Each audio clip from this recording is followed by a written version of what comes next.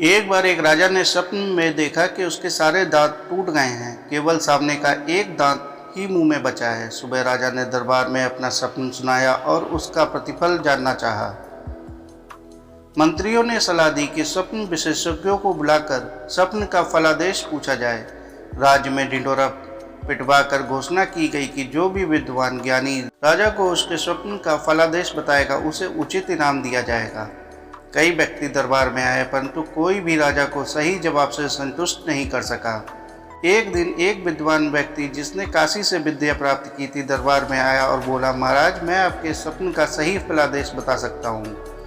राजा सहित सभी दरबारी जिज्ञासा से उस व्यक्ति की ओर देखने लगे। राजा ने अपना स्वप्न सुनाकर कहा, बताइए मेरे इस स्वप्न का फलादेश क्या है।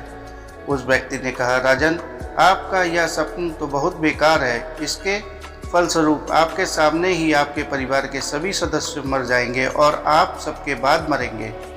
यह सुनते ही राजा को क्रोध आ गया और उस व्यक्ति को बंदी बनाकर जेल में डाल दिया। दूसरे दिन एक साधारण सा व्यक्ति दरबार में आया और बोला, राजन, आप अपना स्वप्न मुझे बताइए, मैं उसका सही फलादेश बताने की कोशिश करूंगा। राजा ने अपना स्वप्न सुनाया।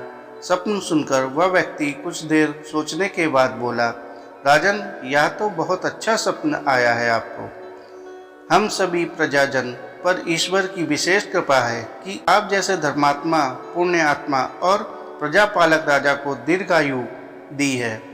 राजन, आपके परिवार में आपकी आयु सबसे लंबी होगी। इस राज्य का यह सौभाग्य है कि आप कई वर्षों तक राज्य करेंगे।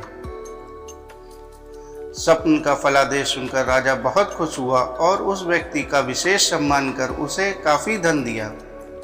दोनों ही व्यक्तियों ने स्वप्न का एक ही फलादेश बताया। दोनों का एक ही मतलब था, फिर भी एक व्यक्ति को बंदी बनाकर जेल भेजा गया और दूसरे को विशेष सम्मान कर उसे धन दौलत का इनाम मिला। क्यों? क्योंकि एक व्यक्ति ने महान विद्वान होते हुए भी अपने उत्तर और बोलने में उचित शब्दों का प्रयोग नहीं किया, जबकि दूसरे व्यक्ति ने साधारण होते हुए भी अपने उत्तर और बातचीत में उचित और सही शब्दों का प्रयोग किया। दोस्तों, हमारी रोज की बोलचाल, बातचीत और व्यवहार में शब्दों का ही विशेष महत्व होता है। उचित सम्मानित शब्दों के प्रयोग और मीठा और सभ्य बोलने के तरीके से दुश्मन के मन में भी प्यार भर जाता है और ऐसे ही गलत शब्दों के प्रयोग, असभ्य, अमर्यादित व रूखा बोलने के तरीकों से अपनों के दिलों में भी नफरत पैदा हो जाती है। दोस्तों, आशा करता हूँ आपको यह कहानी अच्छी लगी होगी। अगर अच्छी लगी है तो चैनल को लाइक करिए, सब्सक्राइब करिए। धन्यवाद।